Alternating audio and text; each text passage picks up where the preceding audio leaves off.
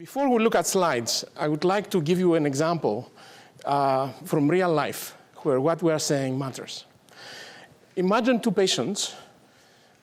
Maria comes from California. She has liver disease. She's waiting for transplantation, liver transplantation. John is a cancer patient, liver cancer, also terminal disease. He's also waiting for an organ. They are compatible.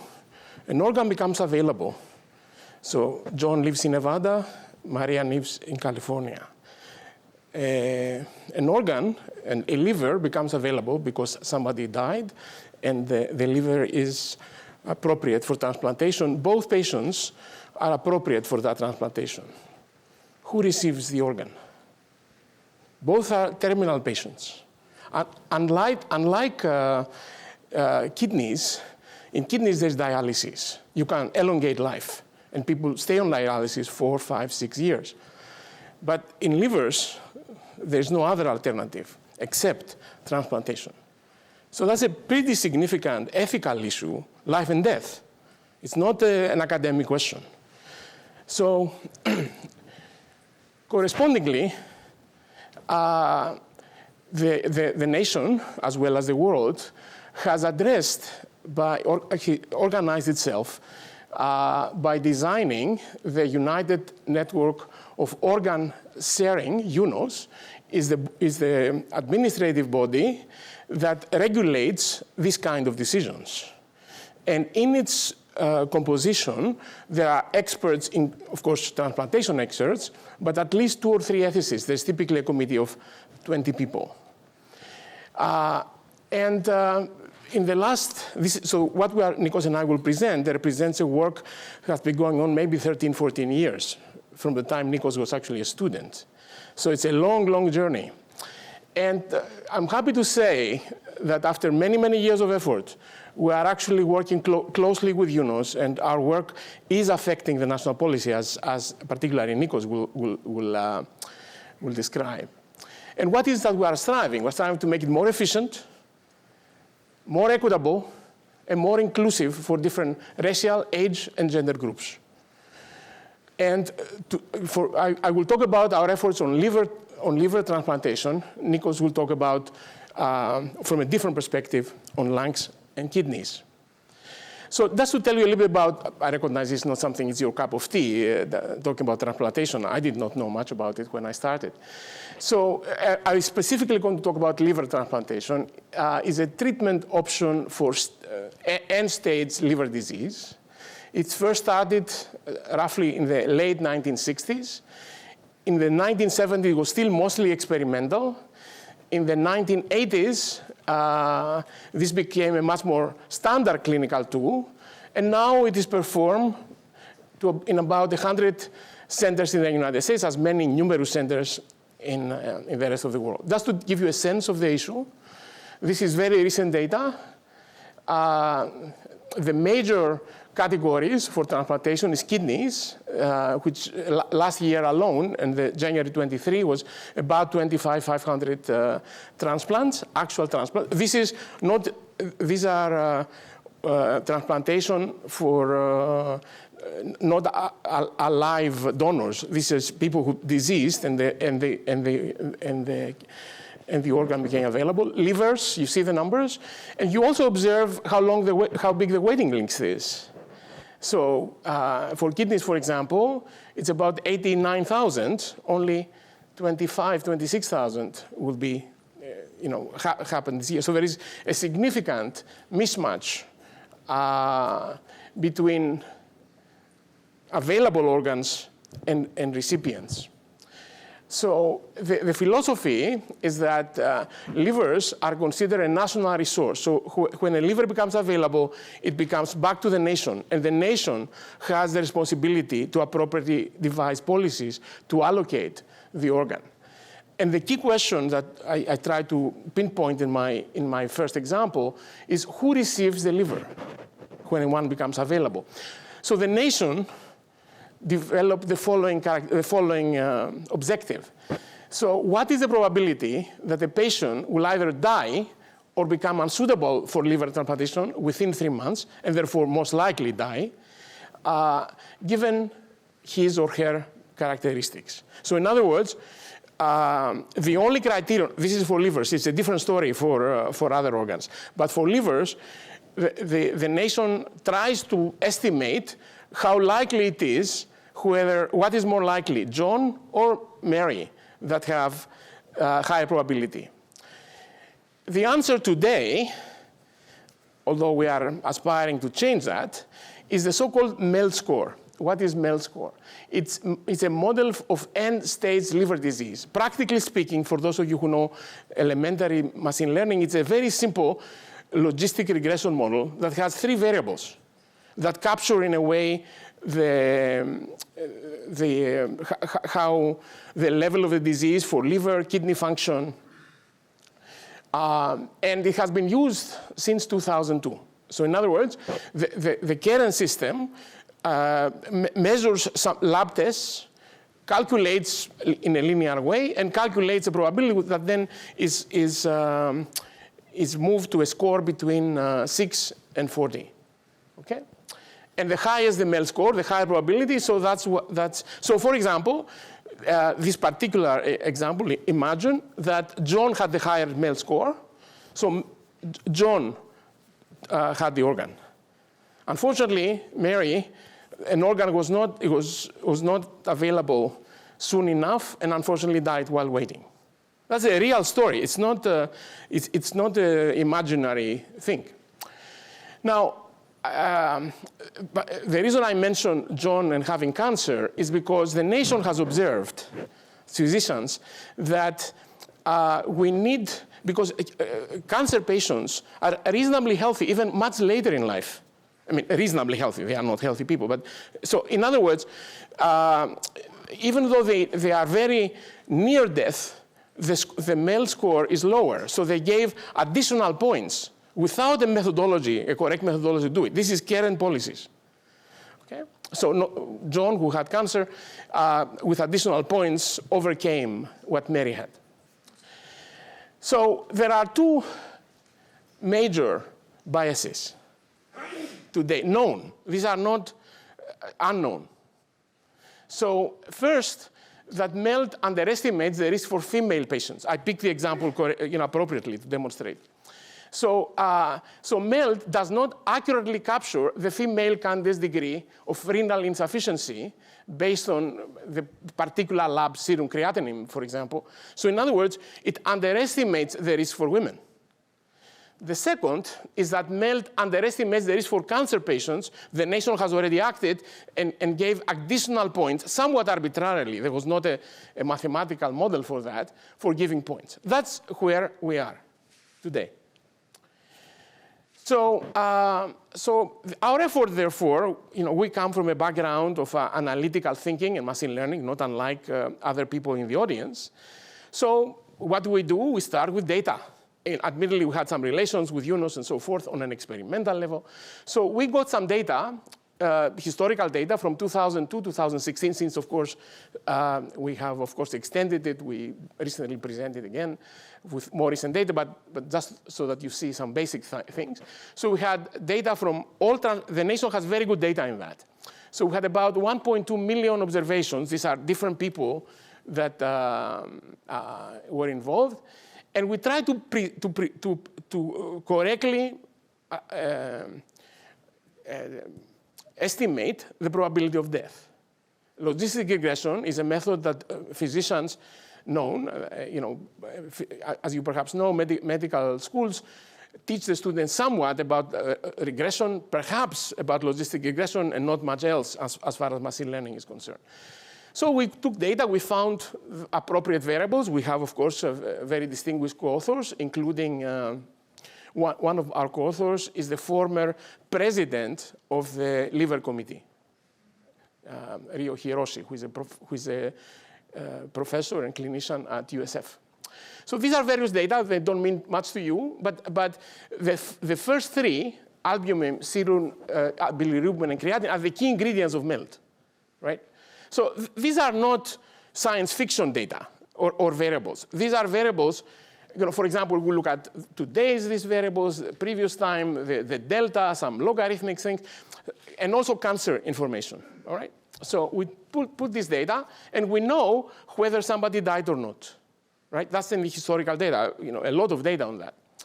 So, and we built a method, we utilized a methodology that I developed with a former student of mine called optimal classification trees. Details are not so important, but the key aspect of it is that in addition to higher accuracy, as I will indicate, it also offers interpretability. You can actually see it in front of you. For those of you who know, Leo Breiman has developed this method called CART, classification and regression trees, in the 80s. So this is sort of CART in steroids, where we use optimization to improve the story. But the most important aspect of it, it has the same level of interpretability as CART, and it is more accurate than CART. We can. So, for example, the red is CART, the blue is this new method, and then this is some less interpretable method up front. So I won't cover the details here. But when we applied this, here's what we found. This is now from our eyes, from the experts' eyes, which are not the eyes of the committees. So if you look at all candidates, so I would like to say what OPOM says, 0.864. This is the area under the curve. That's a critical indication for machine learning models of how good the method is.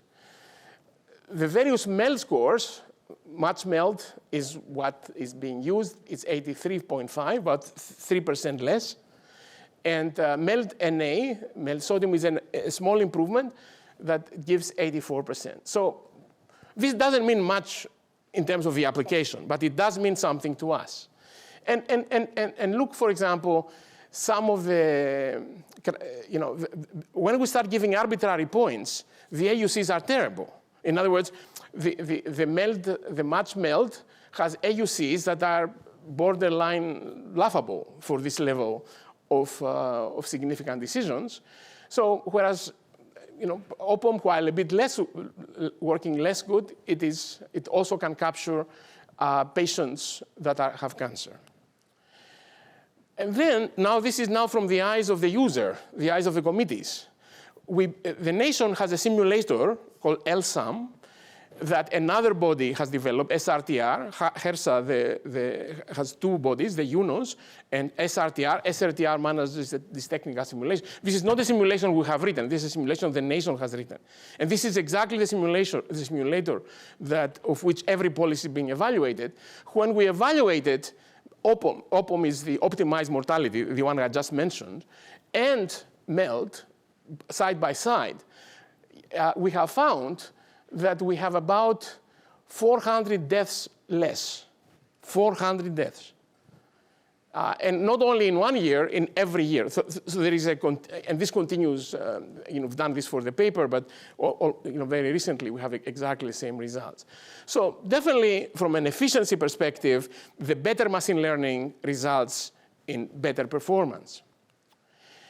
Also, the performance is not concentrated on a particular state. It is equally distributed, in other words. Not too surprising because we don't take this particular information into account. But here's perhaps the equity with respect to gender. So let's look at the numbers. I didn't put percent. I'd like to show you the exact numbers of simulation. So this is the match MELD. This is the MELD that we're talking about, the nation's policy. For females, it makes 2,181.76 transplantations per year. Under OPOM, we are increasing the number of transplantations to about 150 more. For males, we decrease it somewhat, 3,095 by roughly. So the number of transplantations, all in all, stay the constant. It's not that we do more transplantations, but we definitely correct for this inefficiency for gender. So we actually do more female transplants versus male transplants. So we do address this inefficiency to a degree. It's not, I don't know exactly, but definitely. And in addition, look at the deaths. Both models have less deaths, and the deaths are distributed around proportionally. So it's not that we are performing equal number of transplants in rough numbers, more females, and both genders benefit from the better model. With respect to cancer, also harder to understand numbers, but also the two models perform stronger. In other words, actually substantially so. In other words, we don't, in other words, disadvantage cancer patients. So it does address these two inequity aspects. So where we are at the moment is we have made several presentations, maybe 3 or 4 that I remember. In fact, Nikos, in the end of the week, presents again to the committee. So the complication here is that the people think of this machine learning very difficult and so forth. In our view, and in our view of our collaborators, who, of course, see things from both eyes, think it's very understandable in the sense that it uses, the model is in your face, but it requires explanation. Because, and this is deep in the educational system. They understand logistic regression, and everything far beyond that, and it's not far beyond, a bit more, is difficult for them. But we have it's fair that we have a momentum on the subject. And in my view, this shows how, and one could give other examples from other areas, how machine learning of reasonable interpretability with appropriately trained with data can actually make a positive impact in things that are not easy to make impact. For example, shaping the national policy. So Nikos, I would like to invite now Nikos for the second part of the talk, where it's a completely different perspective that Nikos will talk about. Thank you.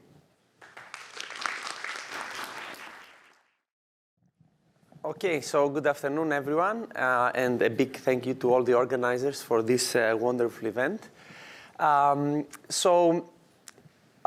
Dimitris talked about a very important driver of organ allocation, namely medical urgency.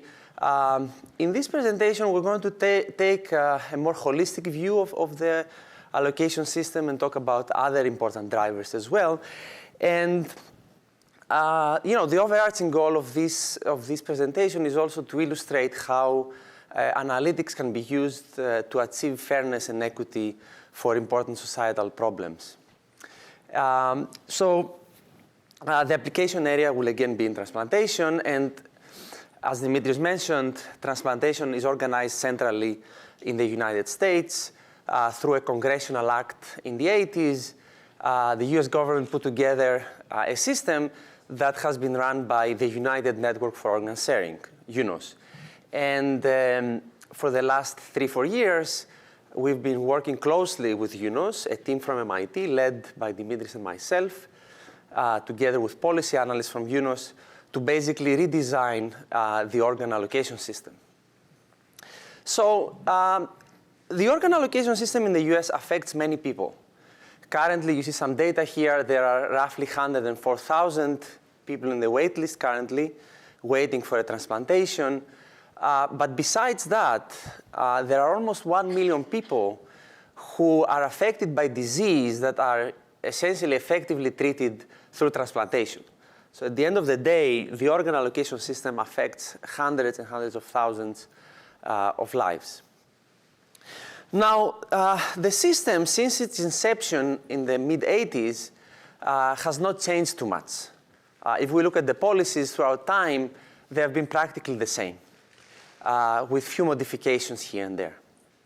Now, the last few years, however, there have been growing concerns that maybe the system no longer best serves the patients.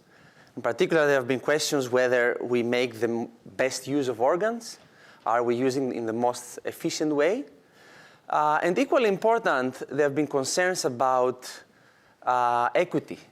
Does the system provide an equitable access and a fair chance to different patient groups to actually receive an organ? So in response to that, UNOS initiated a major overhaul of the system. So this really is like the first time, a generational change, in which the system is going to be redesigned almost from scratch. Okay? And the goal is to actually make the system both more efficient, so save more lives, extend patient welfare, but at the same time, make sure that it's also more equitable. We want to think about disparities across different groups based on race, sex, geography, and many other considerations. And we've been involved in these efforts early on, and what I'm hoping to do with the 10 minutes that are remaining or so, to share a little bit of our experience and what we learned through that process. So let me describe to you at a very high level how this new paradigm of policies is going to work. It's called continuous distribution. And again, the vision is to migrate all policies, all organ allocation policies to this new framework. So hearts, lungs, livers, all organs will eventually be allocated based on these new policies that are currently under design. Basically, continuous distribution is a point system. So we're going to allocate organs after we rank order patients based on a point system. And the highest scorer of points is the one who is going to have first claim to organs. So think of different criteria that we want to award points for, we want to give priority for, like medical urgency, something that Dimitris talked about. Proximity is also important. We want to give priority to patients who are close to the donor hospital. This is to make sure that the organ does not travel too far, and therefore the quality does not deteriorate by too much, so we have better post-transplant outcomes. And then maybe we want to give priority for how long you've been waiting, or whether you're pediatric or not. So there are certain criteria. Now, besides the criteria, we also have to think about how to balance these criteria. And these are denoted by these weights W in this formula that you see over here, which is equally important because essentially it determines the relative importance between these criteria. And here's just a graphical illustration of 5 patients on the x-axis and their aggregate score in the end, broken down through this color coding based on, through this example, how medically urgent they are, how close they are to the donor hospital, and whether they're pediatric or not. So something to, again, emphasize here is that choosing the attributes, for what do we award points, and also how we balance these attributes are the 2 important decisions to make. Note, for example, over here in this example, patient A is the highest scorer, but patient B is the patient who is the most medically urgent.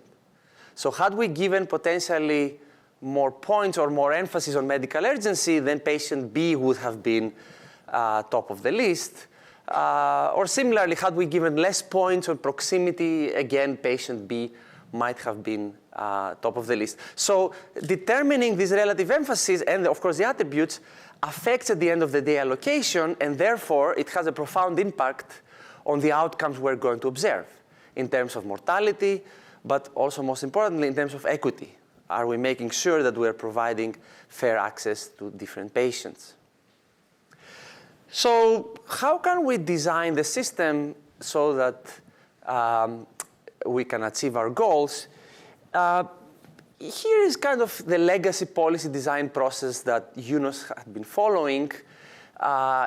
It's based on a simulator, a very sophisticated tool that tries to mimic the world, basically, and given some candidate policies, given point systems, for example, it tries to predict what kind of outcomes we should expect. How many people do we expect to die if we use a certain policy on the wait list? How many transplantations are we going to achieve? And again, what kind of transplant disparities are we going to observe based on blood groups, different racial groups, different sex groups, and others. And the legacy policy design has been to try some candidate policies, observe how they perform, and if we see something that is not right, if we see some disparity metrics, for example, not being appropriate, we go back through a trial and error process and fix that.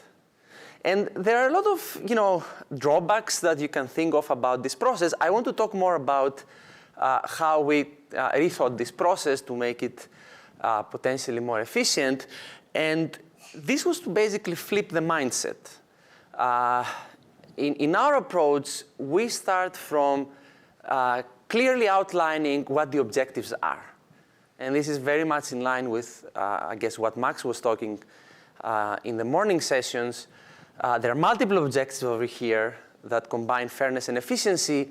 So what exactly do we want to achieve? What kind of transplant rate disparities are we willing to tolerate, if any, across different patient groups, and what kind of mortality reductions do we want to achieve? Once we try to understand what the objectives are, then we use analytics to come up with a design that best serves, best achieves the objectives that we outlined. Okay? This is a much more effective search of the policy space, so to speak. Other important benefits is that it allows us, as we think about the different objectives, to understand how they trade off with each other. Because we cannot achieve all these objectives at the same time. There are trade-offs. You know, once we win on one front, potentially there are losses on another front. So this more outcome-driven design allows us to understand these trade-offs on a more powerful way. Okay? It allows also ethicists to be much more involved because from the onset they can think about the different objectives and how we should be thinking about trading them off with each other. And this design process is much more aligned with the so-called ethics by design paradigm, where fairness is not an afterthought. Fairness is thought about from the onset, is an objective that we want to achieve. Okay, and that's kind of an important part of this paradigm. So let me illustrate to you at a high level, I'm not going to go into many details, how we applied this and how we've been applying it to redesign the national allocation policy in the US. So this is about lung allocation. And when it comes to allocating lungs, there are 6 important attributes that we want to consider. How close a candidate is to the donor hospital. What are their chances of waitlist survival? So how medically urgent they are. What are post-transplant outcomes? Are there any biological disadvantages? For example, someone might be too high. And therefore, in that case, they might be medically incompatible with other donors. So these are attributes for which we want to give points and therefore priority to patients. But how do we balance them? You know, if you give more emphasis to one, you might then give some advantage to some patient groups. So you have to be very careful of how you balance the relative importance of these attributes to make sure that you are both fair and efficient. So let me just illustrate to you through an example the type of analysis we did to help inform how much emphasis we should put on each of these criteria. And I'll talk more specifically about proximity. So how much emphasis should we give to local transplants, in other words? Okay? And an important underlying trade-off behind this is mortality. So what is going on? Think about giving a lot of emphasis on local transplants. As I said, this helps because organs are not going to travel by too far. Okay? But on the other hand, if there is someone who is very medically urgent, who lives very far away, they're not going to get timely access. And therefore, mortality is going to increase. So there is a trade-off between achieving local transplants and reducing mortality.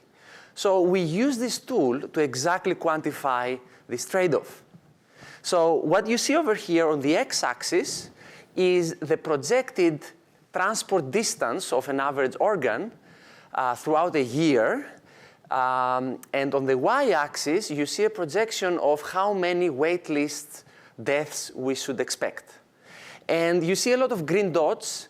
Every green dot represents a policy that we designed through our system. Okay? And we designed a lot of policies by allowing a larger and larger transport distance. okay?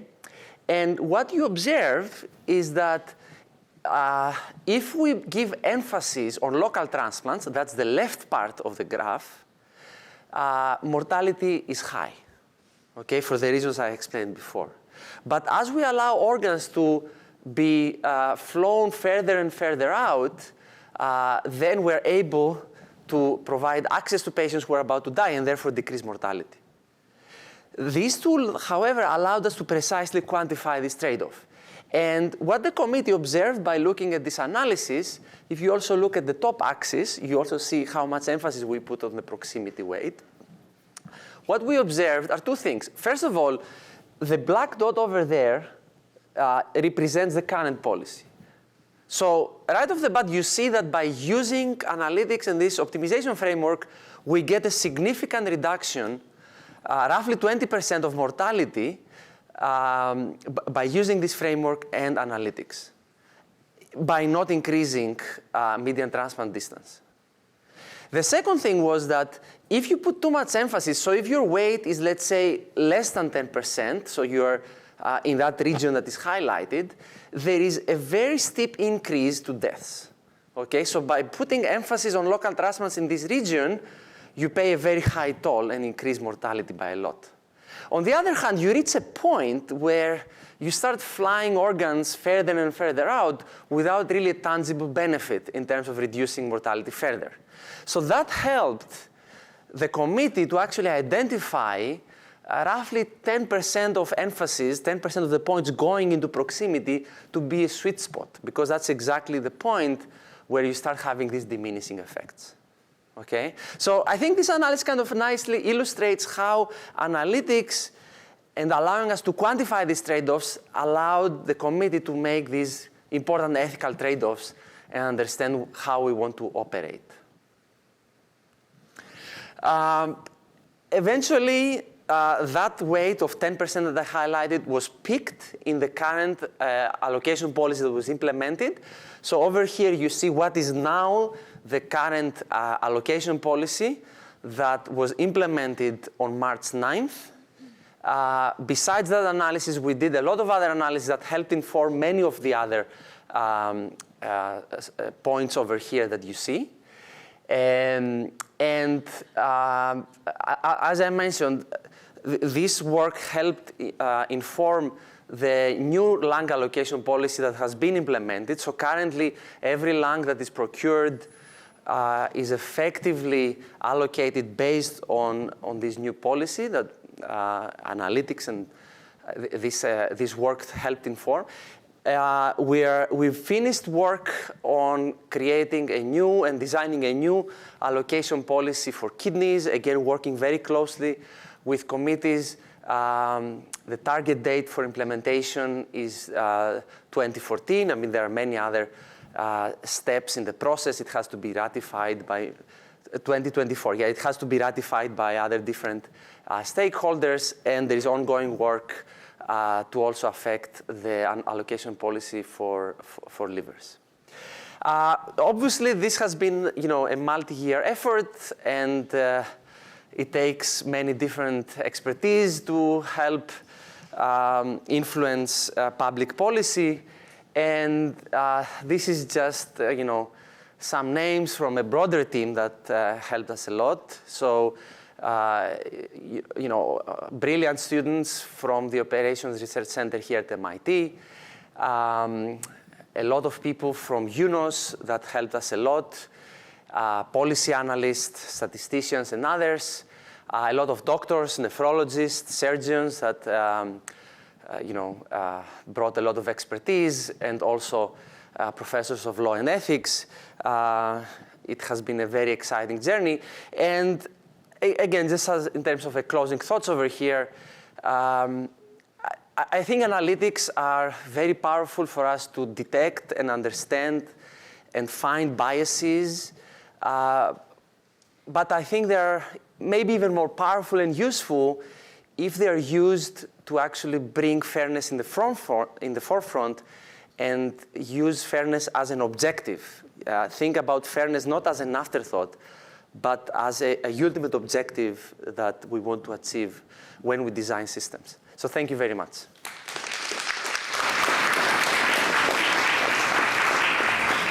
So maybe one question. One only. All right. I'll try to make it short. This was a fascinating session. Thanks to all the speakers.